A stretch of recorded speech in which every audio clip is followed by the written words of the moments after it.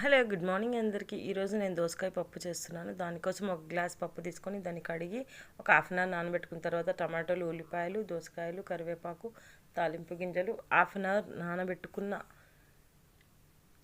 కందిపప్పులో ఇప్పుడు అల్లం వెల్లుల్లి పేస్ట్,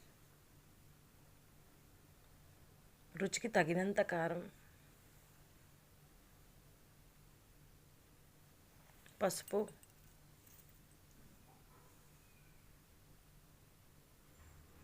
ఒక రెమ్మ కరివేపాకు వేసి కలిపేసి వెల్లుల్లి రెబ్బలు, కొన్ని మెంతులు, పప్పు ఉడికేటప్పుడు మెంతులు వేయండి, బాగుంటుంది పప్పులో.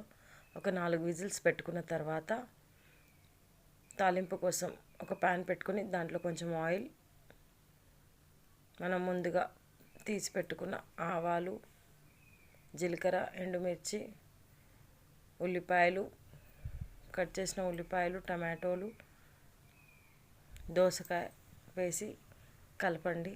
కొంచెం మగ్గిన తర్వాత మనం ముందుగా తీసిపెట్టిన చింతపండు రసం, నీళ్ళు వేసి అది ఉడికిన తర్వాత పప్పులో వేసి కలిపేసి బాగా మసిలిన తర్వాత దించే ముందు కొత్తిమీర వేసుకోండి. మన వేడివేడి పప్పు రెడీ అయిపోతుంది. Thank you.